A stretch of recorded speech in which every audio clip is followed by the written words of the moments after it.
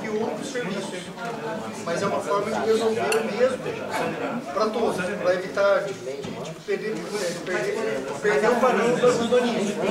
Mas a força fiscalizadora, se nós tivéssemos tipo um consórcio para cuidar de Maringá e dos municípios para supervisionar, isso chama-se AMF. que é a agência... Que a nossa agência, ela foi criada... Mas a agência tem estudo além de Maringá?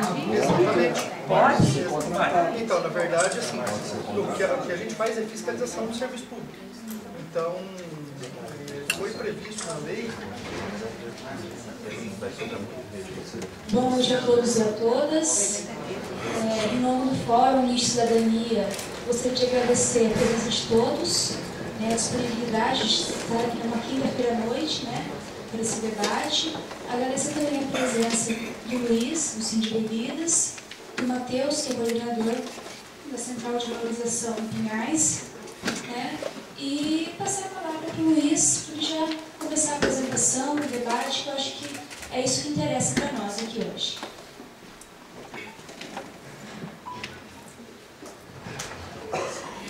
Boa noite a todos. Primeiramente, cumprimentando vocês, agradecendo o convite de estar novamente aqui na Maringá, apresentando esse projeto. E a gente não tem nenhuma pretensão em passar para vocês qualquer fórmula mágica, passar para vocês uma palestra, não tem nada disso. A gente gostaria de estar tratando esse assunto com vocês assim, de uma maneira bastante informal. Vocês fiquem à vontade para questionar, para perguntar, se acharem que pode ser feito alguma dúvida no próprio momento, não precisa esperar. Enfim, que a gente fique realmente bastante assim, tranquilos e à vontade para perguntar. Esse assunto que nós vamos estar tratando é um assunto que interessa a todos, independentemente de que posição possam estar. Não importa se é empresário, não importa se é do poder público, não importa se tem alguma ligação com catadores, com movimentos sociais, enfim, é alguma coisa que interessa a todos. Então, o que nós viemos aqui mostrar para vocês, a gente brinca e fala que é um projeto, mas na verdade deixou de ser projeto. O projeto é quando ele ainda não entrou em execução. A partir do momento que ele entra em execução e ele passa a ter movimentos, não importa se são movimentos positivos ou movimentos negativos, ele deixou de ser um projeto. Como quando a gente disse que nós não temos e nunca tivemos a pretensão de dizer que é a solução para a logística reversa, nós continuamos insistindo nessa tese. O ideal que a gente gostaria que ficasse realmente para cada um envolvido é mostrar que é possível ser feito. Então nós vamos mostrar para vocês, nós vamos tentar mostrar para vocês, passar para vocês a nossa experiência. E nós entendemos que essa nossa experiência, ela só é válida quando a gente consegue passar para as pessoas aquilo que nós aprendemos, aquilo que nós estamos aprendendo. Eu brinco, eu digo que talvez a gente seja um dos mais, sei lá, conhecedores hoje desse assunto, dessa legislação nova, e a gente reconhece que a gente é, mas o conhecimento não passa disso aqui. É um assunto extremamente novo, é novo para todo mundo. Nós, infelizmente, e aqueles que são gestores, muitas vezes, dessa área de meio ambiente, e que não consegue, não conseguiu ainda entender que primeiro ele teria que ler aquilo que é necessário ser feito. Ou seja, existe uma lei, a gente vai passar rapidamente por essa lei, só que isso já é página virada. Como nós não estamos aqui com muita gente, eu gostaria que cada um pudesse se apresentar, e dizer de onde é e o que faz. Então, meu nome é Luiz Roberto, eu sou executivo do Sindicato das Indústrias de Bebidas, sou executivo também do Sindicato das Indústrias de Material Plástico e sou representante das empresas dentro desse projeto. Tenho a felicidade de dizer que fui um dos idealizadores dele. Boa noite, meu nome é Matheus, eu sou do Instituto Lixo e Cidadania e sou coordenador da Central de Valorização de Materiais Recicláveis de Pinhais, Paraná. Eu sou a Débora, sou do Instituto de Cidadania aqui em Maringá. Boa noite, eu sou Alberto Abrão, eu sou secretário de saneamento básico do município de Maringá, uma das secretarias que tem uma preocupação muito grande com o manejo dos resíduos. Boa noite, Humberto Henrique, vereador de Maringá. Marcos Valêncio, sou superintendente do aeroporto de Maringá e estou aqui mais como observador, curioso. Nós também temos uma estrutura que é grande gerador de resíduos sólidos. Estamos recém-implantando lá nosso sistema e para mim é muito importante também conhecer um pouco mais da matéria. Eu sou Lígia, eu acompanho a equipe de trabalho do vereador Ulisses Maia, presidente da Câmara. O Ulisses está em viagem e pediu para que eu viesse representá-lo. E esse é um assunto que interessa muito a Câmara. O Humberto está aqui também, nosso vereador, e outros vereadores também aqui sendo representados. Boa noite. Boa noite, eu sou Sônia Regina, sou assistente social e faço parte da equipe de trabalho do vereador Carlos Mariucci. Boa noite, meu nome é Maria Cigarro, do Cinema. Boa noite, meu nome é José Roberto, sou geógrafo, sou diretor técnico de regulação da Agência Maringaense de Regulação. Boa noite, meu nome é Ayrton, sou técnico de meio ambiente e faço parte da Fundação Fundete. Boa noite, sou o Charles e também sou da Fundete. Boa noite, eu faço parte da equipe Tenente Edson, vereador Tenente Edson da Câmara. Estamos aqui para acompanhar o que for possível participar. Sou João Lara, diretor de meio ambiente do município de Marialva. Boa noite, sou Elisângela, presidente da Acrimar de Marialva. Boa noite, meu nome é Alberto Bacarim, sou chefe regional da Secretaria de Estado do Meio Ambiente de Maringá. Eu sou a Ana, instituidora da ONG Fundo Verde e vice-presidente do Instituto Ideais. Eu sou o Aguinaldo, estou representando as cooperativas de Maringá, Sarandi e Paysandu.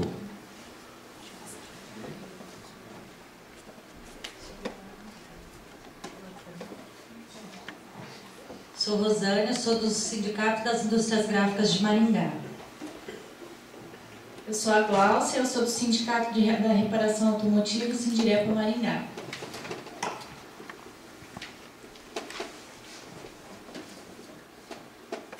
Boa noite, Marcos, secretário de Meio Ambiente de Paysandu. Boa noite, Adolfo. Eu sou superintendente da Agência de Regulação e Saneamento Básico. Boa noite, eu sou o Wagner, sou biólogo, sou vice-presidente da ACIM para assuntos de meio ambiente. Boa noite, meu nome é Márcia, sou do Conselho de Desenvolvimento Econômico de Maringá.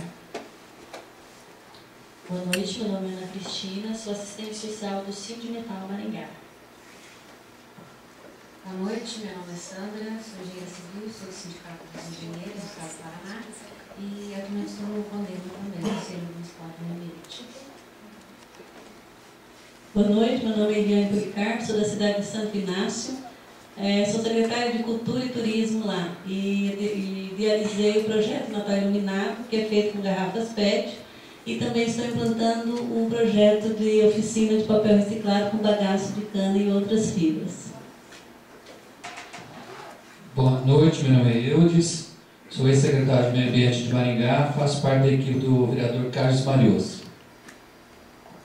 Boa noite, sou Ney Caselato, secretário de Agricultura e Meio Ambiente de Marialva. Boa noite, meu nome é Guilherme, sou tecnólogo em gestão ambiental e trabalho na Prefeitura Municipal de Marialva, na Secretaria de Meio Ambiente.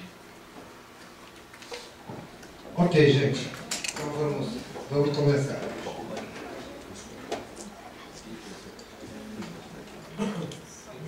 A pergunta básica para a gente começar e é um nome que hoje já é um nome conhecido, E muita gente pergunta o que é uma central de valorização de materiais recicláveis. Então, no decorrer dessa conversa nossa, vocês vão contar para vocês uma história, porque é importante que vocês saibam se nós, onde chegamos, por que chegamos e como chegamos. Esse é o objetivo, na verdade, de mostrar para vocês todas as facilidades que foram muito grandes que a gente encontrou para implantar esse projeto. Então, as dificuldades foram bem pequenas, mas as facilidades foram, assim, extremamente grandes. Então, a gente se sente bastante à vontade de estar falando sobre isso para vocês. Bom, quando nós falamos de um projeto, e qual é o foco que se dá a esse projeto? Na verdade, esse projeto, o foco dele é socioambiental. Se nós lermos, então, a Política Nacional de Resíduos Sólidos, da Lei Federal 12.305, que ela é muito nova. Ela nasceu há 20 anos atrás, só que ela só foi registrada no dia 2 de agosto. Ela demorou, então, 20 anos para ser promulgada. E ela diz, nós separamos assim uma questão muito básica, que é a visão sistêmica na gestão dos resíduos sólidos, que considera as variáveis ambiental, social, cultural, econômica, tecnológica e saúde pública. O decreto federal, se nós olharmos essa lei que nós estamos falando que demorou 20 anos, ela foi recorde brasileiro. Ela demorou apenas 4 meses, esse decreto, para a regulamentação dessa lei. E ele fala, e nós destacamos aqui, quem tiver curiosidade depois se ainda não leu essa lei e esse decreto, no título 5º dela, que ela fala da participação dos catadores de materiais recicláveis e reutilizáveis. Com relação a essa lei, a gente sempre fala, o momento da discussão já foi. Ela existe, está assinada, está valendo, e não temos mais que discutir. O que nós temos que estar discutindo é como fazer ou cumprir a lei, como fazer a aplicação da lei. Então, essa lei é muito ruim, não importa mais se ela é ruim. Essa lei é complicada, não importa mais se ela é complicada, porque ela já foi promulgada. Ainda no artigo 25, e isso aqui a gente fala também, e interessa bastante, eu ouvi, por isso que a gente pede para a identificação, e a gente viu que tem algumas pessoas que são ligadas ao setor público, ao serviço público. Então, o poder público, o setor empresarial e a coletividade são responsáveis pela efetividade das ações voltadas para assegurar essa lei. A responsabilidade aqui é a responsabilidade compartilhada, que ela diz que, pelo ciclo de vida dos produtos de forma individualizada, abrangendo fabricantes, importadores, distribuidores e comerciantes. Aí fala da figura nossa dos consumidores, que isso aqui é um capítulo à parte, e os titulares dos serviços públicos de limpeza urbana e de manejo de resíduos sólidos. Então, não adianta a gente falar que eu estou fora dessa lei. Todos nós estamos dentro dessa lei. Todos nós temos a responsabilidade pelo cumprimento dessa legislação. Quando a gente fala dos consumidores, a gente fala que essa talvez seja a parte mais complicada dessa lei. Porque isso aqui a gente vai e volta e para na educação. Nós, infelizmente, nós deixamos de receber essa educação ambiental. Hoje se engatinha, na verdade, nessa questão da educação. E a gente aí faz uma crítica, e eu sou do tempo que ainda se fala que não existe crítica construtiva. Crítica sempre vai ser crítica.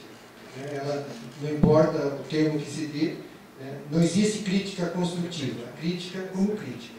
Nós temos hoje, quando falamos de educação ambiental, nós temos a concessão das televisões e as concessões de rádio é do governo federal. Ele passa a concessão para alguém explorar. Quando nós falamos da grade curricular, da questão educacional, ela sempre vai estar em consonância com aquilo que a legislação federal diz, com aquilo que a legislação estadual diz e aquilo que a legislação municipal diz, dentro das próprias secretarias de educação. Então, se nós tivéssemos, dentro da nossa grade curricular, uma matéria sobre educação ambiental, E se nós tivéssemos, por parte do governo, uma obrigatoriedade para que essas empresas que detêm essas concessões se colocassem em seus programas inserções sobre educação ambiental, nós não temos nenhuma dúvida que a nossa realidade, a nossa situação seria muito, mas muito, muito, muito diferente. Então, quando é fácil nós falarmos que o consumidor, ele coloca as coisas no lugar errado, que ele não sabe fazer a separação dos materiais, etc, etc, etc. Isso é muito fácil a gente falar, mas nós temos que entender que é um processo, e um processo que começa na educação. Então, a gente percebe uma certa evolução, mas ainda falta muito para que os nossos consumidores passem a pegar um potinho de iogurte, ele toma e ele fala, agora eu já coloquei ali naquele lado que ali só vai reciclar. Só que nós já estamos numa outra fase. Nós já estamos numa fase que ele tem que lavar aquele copinho. Tem que lavar.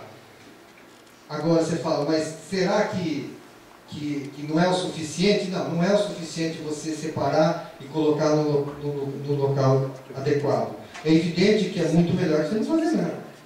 Então, quando a gente fala de educação ambiental, nós temos que lembrar que isso é uma educação continuada, é um programa continuado.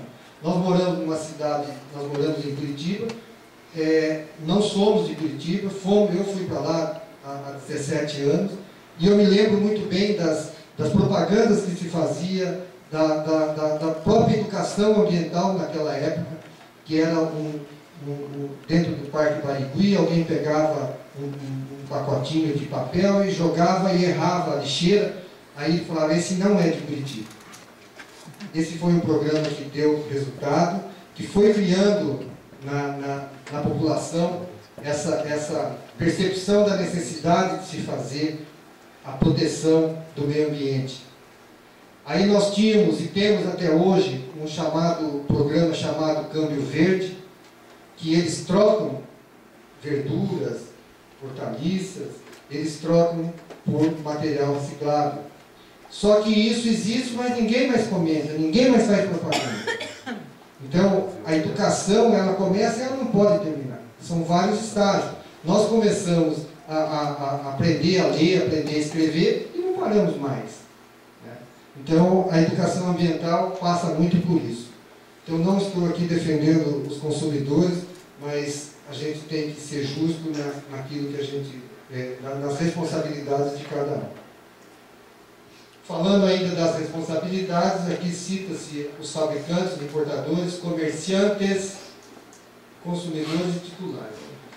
Aqui, essa parte também merece é um capítulo que merece uma menção ao comércio, que ele tem que estar, assim como todas as empresas, assim como as indústrias, assim como que o poder público, também tem que haver um envolvimento maior do comércio. Ainda ontem, durante uma apresentação em Curitiba, e ele falou, mas eu produzo a geladeira, minha empresa produz o fogão, mas eu não vendo a geladeira, eu não vendo o fogão. E aí, ainda hoje, conversa com o Alberto, a gente estava comentando, né, Alberto? Filho feio não tem pai. Então, de quem que é essa responsabilidade? De quem que é essa responsabilidade? Então, se nós não entendermos que a responsabilidade é um programa, nós fazemos parte de um todo, a gente não vai andar também. O sistema de coleta seletiva de resíduos priorizará a participação de cooperativas ou de outras formas de associação de catadores de materiais reutilizáveis e recicláveis, constituídas por pessoas físicas de baixa renda. Então, aqui a gente entende, pela pouca menção que nós fizemos nessa lei, eu acho que fica claro para todos nós que ela tem um foco socioambiental. Ela não é só o lado social e ela não é só o lado ambiental. A participação, então, dos catadores, quando fala que priorizarão, a gente só fala priorizarão quando existe a associação. Se ela não existe, não entra nessa categoria de priorização que a lei fala. Mas hoje, eu creio que praticamente em todas as cidades existe a figura do catador, seja ele de uma forma individual, seja ele através de uma associação, seja ele através de uma cooperativa. As diferenças básicas, e a gente fala sobre o catador de material reciclável, que é um trabalho digno, porque ele vive daquele trabalho, ele vive do resultado do trabalho dele. Se ele começa a sair com o carrinho dele, não importa se, quando a gente fala carrinho, que hoje eles estão mais modernos, tem uma Kombi, né, Guinaldo? Tem um carrinho mais, que anda, né? E vai. Mas ele vive daquela atividade dele. Ele tem o sustento da família dele, não importa se é muito, se é pouco, se é médio, não estamos aqui para discutir isso. Mas ele é um trabalho digno. Então existe uma separação que tem que haver sobre o catador de lixo. Porque nós colocamos aqui um trabalho digno e aqui é uma indignidade. E nós não podemos simplesmente virar as costas, fecharmos os nossos olhos para aquela pessoa que está revirando uma lata de lixo em busca do seu alimento. Por isso que nós chamamos que isso não é que seja um trabalho indigno, isso é uma indignidade. E nós não estamos aqui também, e não é o nosso foco nessa discussão, falar sobre essas questões. Mas então nós vamos estar falando do catador de materiais recicláveis. Nós temos as parcerias, e essas parcerias elas se mantêm desde o nosso projeto a primeira fase, que hoje já existe esse projeto andando. Então nós temos sempre em mente que os nossos grandes parceiros, a Secretaria do Meio Ambiente, o Ministério Público do Estado na área de meio ambiente, o Ministério Público do Trabalho, o Instituto Lixo e Cidadania, a Prefeitura Municipal, Federação das Indústrias e o Movimento Nacional dos Catadores de Materiais Recicláveis. Esses são os nossos parceiros em todos os nossos projetos, em todas as nossas fases. Então nós não podemos esquecer que nós temos uma legislação, que nós temos uma Secretaria do Meio Ambiente, que é a responsável para dar para nós a diretriz. Nós não podemos esquecer que o Ministério Público está aí para realmente fiscalizar, ele é um órgão fiscalizador. O Ministério Público do Trabalho, e nós estamos junto com eles, porque nós também entendemos que é uma forma de nós tirarmos essas crianças da rua, dar oportunidade para que essas crianças fiquem numa creche, que fiquem numa escola. Então nós não podemos deixar de lado o Ministério Público do Trabalho e aquilo que ele faz, aquilo que ele se propõe a fazer. O Instituto Lixo e Cidadania é uma ONG que é a grande parceira das empresas nesse projeto. Existe o Fórum Estadual do Meio Ambiente, o Fórum Estadual do Lixo e Cidadania, e o Instituto Lixo e Cidadania é o órgão executor das diretrizes que são discutidas dentro do fórum. Maringá nós já temos o fórum e nós já temos o Instituto Lixo e Cidadania. Dr. Fábio, boa noite. Boa noite. Nós temos a Prefeitura Municipal. A gente não pode deixar de fora uma prefeitura. Não podemos, não tem a menor condição de fazer isso. Né? A Federação das Indústrias também, no final de contas, fazemos parte do sistema da Federação das Indústrias. E o Movimento Nacional dos Catadores de Materiais Recicláveis, que congrega e representa todos os catadores a nível nacional.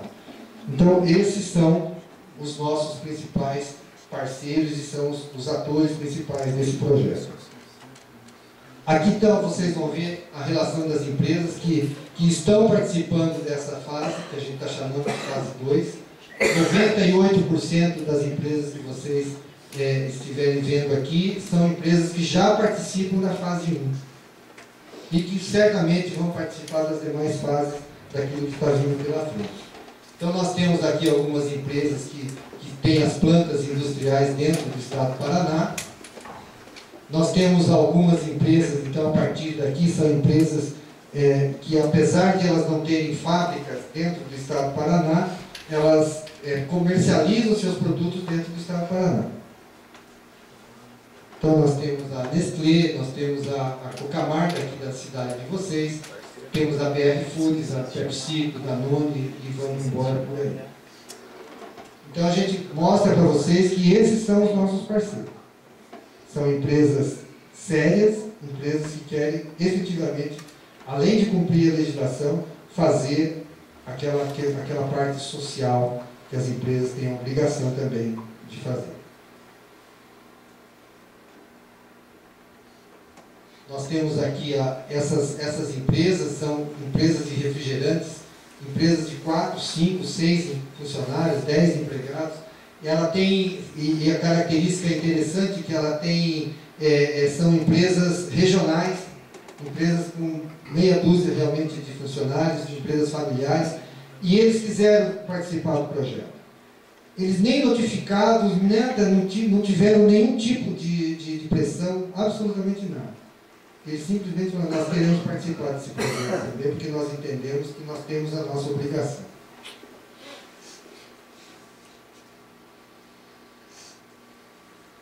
Outros sindicatos também que se juntaram aqui no nosso projeto, o Sindicato das Indústrias de Laticínios, o Sindicato das Indústrias de Papel e Celulose, com as empresas também deles.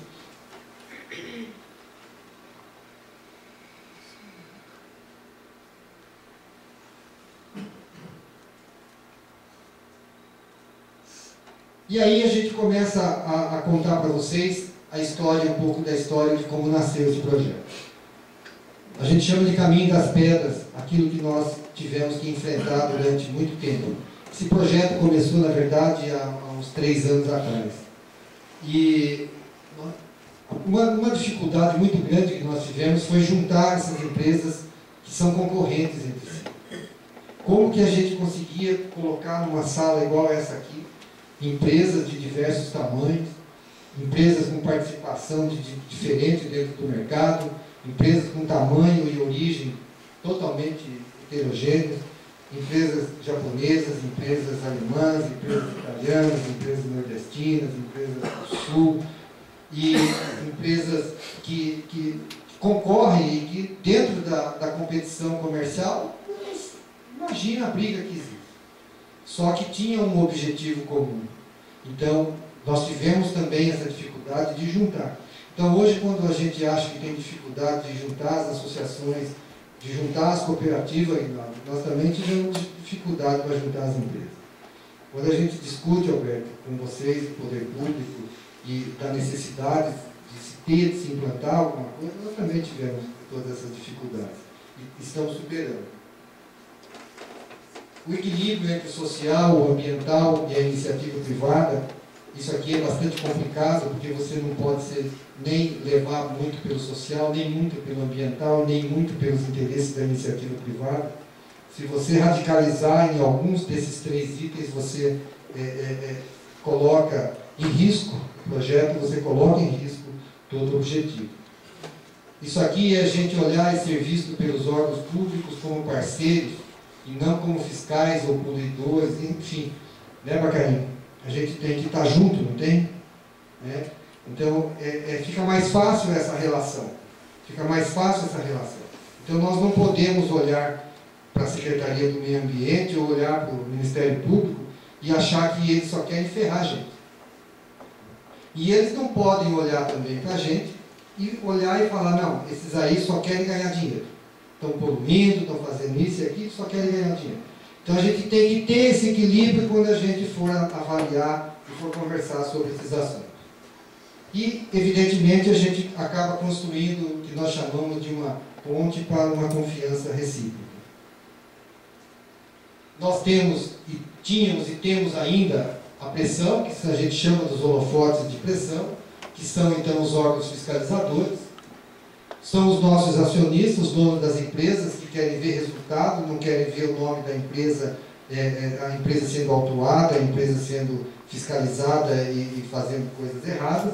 Nós temos a imprensa, que tem o dever de informar a população aquilo que acontece.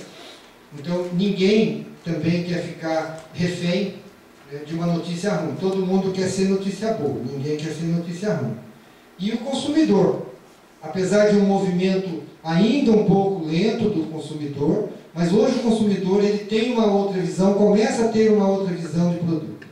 Ele fala, eu vou consumir aquele produto porque é um produto, é uma empresa séria, é uma empresa que está cuidando do meio ambiente, é uma empresa que recolhe seus impostos, é uma empresa que, enfim, que está politicamente correta dentro do mercado. Então, o consumidor também tem um papel extremamente importante dentro dessa cadeia. As premissas, então, do projeto, como eu disse no início, é um projeto socioambiental, ela atende, então, àquela legislação, a responsabilidade social, e aqui a gente tem um capítulo especial sobre a inclusão social dos catadores. E aqui a gente fala deixar de ser explorado pelos atravessadores, traficantes, etc. E se o Aguinaldo e mais os colegas dele que estão aí, se me permitem, a gente gostaria até de falar alguma coisa sobre vocês. A gente tem, talvez aqui não em Maringá, mas em Curitiba, vamos pegar Curitiba, e isso, em região metropolitana, isso são coisas que nós vivenciamos. Então, ninguém contou para nós. Eu estou contando para vocês, mas ninguém contou para a gente que nós vivemos essa questão. Hoje existem aqueles bairros, existem espalhados por uma grande Curitiba, região metropolitana, e muitas vezes as drogas que saem dos bairros vêm para a cidade através de pessoas que não condizem com o nome de um bom catador. Nós temos várias experiências, nós temos uma associação que começou a fazer um trabalho de conscientização para que não fizessem essas coisas, para que agissem de uma maneira correta, e não tivemos dúvida. Eles foram lá e botaram fogo naquela associação. Nós temos ali do lado da Avenida das Torres, para quem vai para o aeroporto em Curitiba, nós contamos há 2 anos atrás, tinha mais ou menos 100 barracões que eram dos atravessadores. A gente não gosta de usar muito o nome atravessador, né, porque eles têm um nome mais bonito, que é chamar de ferro velho. Então, quando a gente já falar ferro velho, vocês sabem de quem a gente está tratando. E eles são muito bonzinhos. Aquele pessoal, assim, é um colosso de gente boa. O pessoal chega lá à noite, não tem lugar para dormir, de repente está lá na cidade, e ele fala, não, pode dormir aqui, dorme aqui no meio da... Ó, tem um material aqui, você dá uma separadinha aqui, dorme aqui. Aí a pessoa dorme lá. No dia seguinte, esse cara, como é muito bonzinho, ele vai ajudar o catador, né?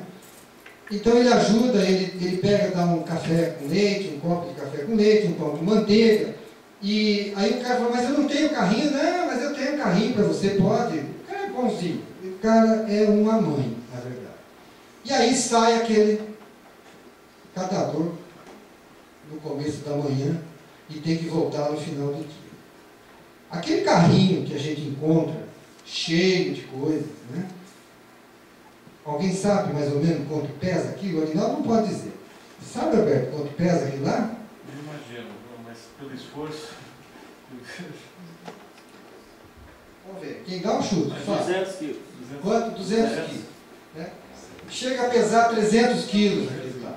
Mas 300 quilos daquele material dá um dinheiro assim fantástico, né? Dá uma coisa assim de louco. Quanto vocês acham que rende aquilo ali depois de certas coisas? Vamos ver. 20, 30 reais. Né? E como aquele cara lá é bonzinho, lembra aquele cara que emprestou o carrinho, que deu um café com leite, tá? O cara é fantástico, cara. Aí ele desconta o lugar que ele dormiu, ele desconta o aluguel do carrinho, e se o carrinho quebrar e ele achar que o cara não trouxe muito material, ele cobra também. E ele cobra, inclusive, aquele copinho de leite com pão de manteiga. E as pessoas são obrigadas a entregar para eles. Com certeza aqui em Maringá não deve ter nenhum atravessador, né, Aguinaldo? Acho que não tem, né? Essa coisa não existe, só existe lá em Curitiba, aqui não existe. Então, mas é uma figura que você vai sempre ter que conviver com ele. Não adianta a gente achar e sonhar que isso aqui vai acabar, que não vai acabar. Então, essa é um pouquinho da realidade deles. Então, nós temos que lutar por isso. Quando nós falamos do trabalho infantil, eu perguntei para uma catadora uma vez, por que você está trazendo seu filho? E ela falou, seu Luiz, é o seguinte, primeiro que eu não tenho lugar para deixar o meu filho. E segundo, quando a gente está andando com eles e chega na hora do almoço e a gente pede comida para eles, vocês acabam dando comida para a gente também. Então são vários fatores, são várias histórias, são N motivos. Né? Não estamos aqui para colocar ninguém na cruz e não estamos aqui para colocar ninguém no trono. Não é essa a nossa intenção.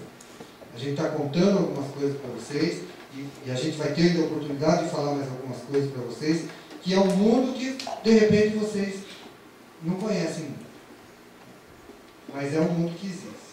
Quando nós falamos da coleta seletiva, e aí vem, a gente volta a falar de nós, consumidores, e se vocês forem numa associação, e aqui não deve ser muito diferente, quando chega o caminhão da coleta seletiva e descarrega, tem cachorro morto dentro daquela coleta seletiva, tem material de hospitalar, tem material de banheiro, papel higiênico, tem... Outro dia, numa das reuniões do fórum, ela estava dizendo que abriram 2 caixinhas de madeira e tinha 2 cobras vivas dentro daquela caixinha de madeira. Essa é a coleta que vocês fazem, o poder público faz, e que nós, consumidores, separamos. Então, se vocês vão ver daqui para frente, daqui a pouco, um slide que mostra uma mesa de triagem, vocês vão ver a quantidade de lixo que tem ali que chega. Lixo, porque nós não estamos aí falando de material reciclado. Lixo, mas lixo mesmo. E aí vem o balanço social das empresas, que as empresas hoje também entenderam que não basta mais você falar, olha, eu sou padrinho daquela creche, e chega no final do ano, eu vou lá, dou uma festa, dou guaraná, dou bolo, dou roupa para aquelas crianças, fiz a minha parte social. A empresa hoje já pensa diferente. A empresa já não está mais naquela que a responsabilidade social da minha empresa é gerar emprego e gerar imposto. Então, essa é a minha contribuição, já não é mais. A empresa já não está mais pensando nisso. E a empresa que pensar simplesmente nesse foco, nessa visão, ela está totalmente ultrapassada e ela vai, sem dúvida nenhuma, ela vai sofrer essas consequências depois. Por que nós ficamos em Curitiba, região metropolitana e litoral? Naquela região, em média, ali nós colocamos 80, mas é mais, da coleta de embalagem pós-consumo é feita pelos catadores. E aqui em Maringá, eu arrisco a dizer que não é diferente dessa realidade. Uma cidade que tem 350 mil, vamos pôr 300, que tem essa... E isso serve para Marialva, serve para as outras cidades que estão aqui. 90% da coleta de materiais recicláveis é feita pelo catador. Existem alguns lugares que o caminhão, o carro da coleta não passa, não chega. Eu moro num bairro, em Curitiba, no bairro de Santa Felicidade. O caminhão da coleta seletiva passa 2 vezes por semana. Nós geramos, em média, 1,1 kg, 1,2 kg de material por dia. É só a gente fazer algumas continhas de aritmética aí, que multiplicar pelo número de habitantes, descontar 50% do seco com orgânico e ver o que sobra. Então, eu não acredito que vai existir ainda pelo poder público uma coleta seletiva de 100%. Não acredito. Né? Então, exatamente. Né? Então, esse número aqui, ele é realidade. Pode não ser realidade, de repente, em uma das cidades de vocês. Pode ser, evidentemente que pode, mas na média geral não é. Então, essa central, ela abrange a cidade de Curitiba, região metropolitana e litoral. 60% do mercado paranaense se concentra nessa região. Por isso que nós começamos por lá. 70% dos catadores do estado do Paraná estão concentrados em Curitiba, região metropolitana e litoral. Alguém se arrisca a dar um chute? Quantos catadores nós temos dentro do Brasil? 1 milhão. 1 milhão, passa de 1 milhão. Alguém se arrisca a dizer quantos catadores nós temos dentro do estado do Paraná? Nós já estamos chegando perto dos 100 mil dentro do estado do Paraná. E aí você fala, como é que você tem esse número? Eles que passam os números para a gente. Nós temos catalogados e assim é muito pouco. Em Brasília nós temos dentro isso o Movimento Nacional dos Catadores tem nos abastecido com essas informações e o Brasil inteiro passa de 1 milhão. É 1 milhão de votos. Também, né? Então, o contingente é muito grande. Então, é outra coisa que eu particularmente não acredito. Não vão acabar, a Ana vai ficar brava, Ana, mas não vão acabar as sacolinhas plásticas. Não vão acabar os catadores. Existem algumas coisas que existem dentro da nossa realidade que, com certeza, os netos dos nossos netos provavelmente ainda não verão. As empresas não vão parar de produzir. Nós não vamos parar de consumir. Então, não vai melhorar ali, vai resolver ali, mas, no geral, não acreditem nisso. Quem acreditar nisso, Papai Noel existe e a gente pode atestar, com outras crenças. Ana, depois você briga, agora você não briga, tá? E, evidentemente, a imagem institucional que a gente, das empresas, com esses efeitos positivos. Quando nós falamos da visão de transformação econômica, vocês prestem assim atenção quando a gente fala no aumento do poder aquisitivo e aumento do consumo. Quando nós falamos que aumenta o poder aquisitivo, nós estamos dizendo que aumenta o consumo, e aumenta o consumo de quem? Do quê? Dos produtos que nós, empresas, consumimos. Outro dia eu estava numa reunião e fiz um comentário que agora eles tomam Coca-Cola. Eles tomam Coca-Cola. O catador toma Coca-Cola. E aí um representante de uma outra indústria falou, e o nosso refrigerante, eles pararam de tomar? Ou seja, eles estão tendo uma ascensão. Eles estão tendo hoje a possibilidade de ter uma inclusão social, de ter uma vida melhor. E nós somos os responsáveis também por isso. Quando nós falamos disso, evidentemente, nós estamos falando da diminuição da taxa de pobreza. Nós estamos falando da redução do custo social. Porque quando nós falamos da redução do custo social da assistência médica, odontológica, a diminuição de taxa de evasão escolar, isso sempre cai entre nós. Todos nós podemos ser doutores, podemos ser industriais, podemos ser do serviço público, mas no fim nós somos consumidores. E quem paga a conta somos nós. Nós, consumidores, que pagamos a conta. Ou alguém acha que a indústria tem prejuízo porque ela é boazinha, que o supermercado tem prejuízo porque ele é bonzinho? Não vai ter nada, ele vai repassar para nós e nós vamos acabar pagando a conta. Então é um alerta que a gente fala quando a gente olha essas questões. Quanto menos pobreza nós tivermos, quanto mais o poder aquisitivo ele for maior, nós vamos diminuir os custos que nós pagamos, os impostos que nós pagamos, essa erradicação do trabalho infantil. Eu não sei aqui, eu confesso que eu desconheço, mas tenho minhas dúvidas se as crianças acompanham a coleta, a catação, no geral, ou alguns? Das cooperativas, não. Das cooperativas, não. Das associações, não. Mas dos autônomos, sim. Principalmente as crianças que são carroceiras. Isso. Tá? Lá usa-se, e aqui também deve ser, a gente fala do burro sem rabo. O burro sem rabo é aquele que puxa aquele carrinho. Aqui também chama de burro sem rabo? Não.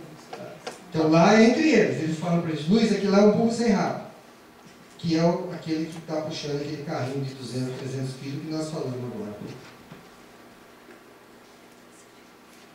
esse projeto, essa convivência toda, ela foi uma quebra de paradigmas, que a empresa, é possível a convivência de empresa e empresa, olhando concorrência, tamanho? Sim, é possível. E nós fizemos isso. Todas aquelas empresas que vocês viram, que estão participando, provam esse fato. O poder público e a iniciativa privada. É possível a construção, construir juntos, e a gente começa um processo que é possível. Sim. É possível. É possível a transformação de catadores em empreendedores? Quem fora o Aguinaldo tem mais algum catador aqui? Eles são os maiores especialistas no mercado de recicláveis que existe dentro do Brasil. Se eu perguntar agora para eles quanto custa um quilo de papelão, eles sabem. E vocês não sabem. Se perguntar para vocês quanto custa um quilo de latinha, eles sabem. Se perguntar para eles o que é melhor hoje, vender ou segurar? Eles sabem. E nós não sabemos. Bom, se eles sabem disso e eles vivem disso, por que eles não podem ser empreendedores? Eles já são empreendedores. Como é que eles sobrevivem com 200, 300, 400 reais por mês? Eles sabem. Nós não sabemos. Então, é possível. Então, esse projeto mostra que tudo isso aqui é possível, sim. É possível. O que nós temos hoje lá em Pinhais? Nós temos uma área ocupada com um barracão com aproximadamente 2.000 metros. Quando nós estivermos funcionando o projeto na sua totalidade, vai ter 170 pessoas trabalhando dentro da usina. Hoje nós temos em torno de 20, 25 pessoas. Hoje nós temos 130 famílias beneficiadas diretamente. Nós queremos ter 300 ou mais. Hoje então é só você pegar o que nós temos de 130 e multiplicar por 4, você tem um total em média de pessoas que são beneficiadas pelo projeto. Nós temos um objetivo de ter 30 associações para fazer parte dessa rede nossa. Hoje nós estamos, o Matheus ainda ontem me deu notícia da adesão de mais uma associação, então hoje nós temos 17 associações de catadores, e essas 17 associações formaram uma cooperativa central. E vocês vão ver daqui a pouco o resultado disso tudo. O valor desse investimento que foi feito, dos maquinários que vocês vão ver, foi todo ele rateado e pago pelas empresas. O município entrou com o imóvel, com o barracão, e nós, empresas, entramos com todo o investimento. Esse projeto, ele é pioneiro no Brasil nesse conceito de gestão. Quando a gente fala conceito de gestão, porque nós estamos falando que é uma gestão compartilhada com os catadores. Aquelas associações que fazem parte da central, eles formaram uma cooperativa chamada Cooperativa Rede Cata Paraná. Quem faz a gestão operacional na cooperativa são os catadores. Nós, empresa, não temos influência na operação do dia a dia deles. O Matheus é coordenador técnico da central. O Matheus é funcionário deles da cooperativa. Então, como a gente falou lá atrás, é possível transformar eles em empreendedores? É óbvio que é possível. Então, eles fazem a administração. Eles prestam conta, eles têm os relatórios que eles emitem, os relatórios de produção, que passam então para nós.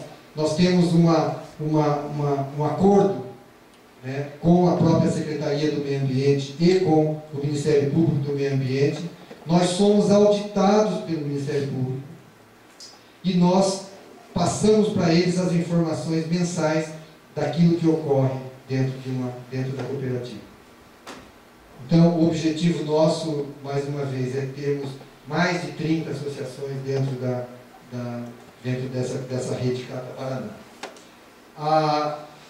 Os catadores, se chegar um catador autônomo, como a gente chama, dentro da central, nós não aceitamos o material dele.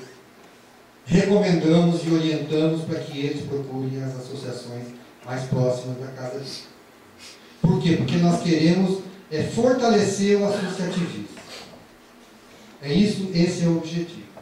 Que quando você fortalece esse associativismo e eles passam a viver dentro da associação, você deixa de ficar olhando a criança dele, você tem uma assistência social que faz um trabalho junto a essas associações, você tem um poder público que daí passa a se interessar mais ainda por essa questão. Então, eles devem fazer parte de uma associação ou de uma cooperativa. E eles são treinados, capacitados e supervisionados, então, pelo Instituto Lixo e Cidadania.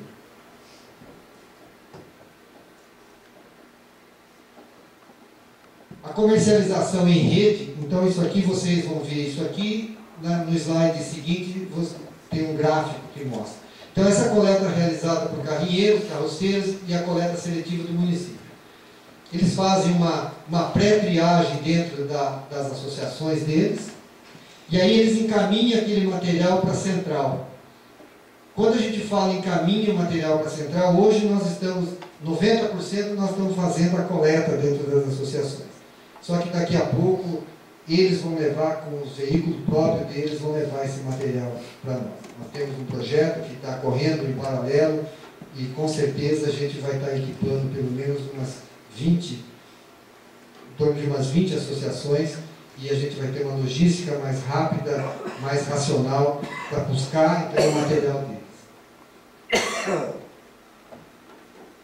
Essa estocagem, o processamento, então, que a gente diz que é o agregar valor, e a gente vende, então, para indústrias e grandes aparelhos.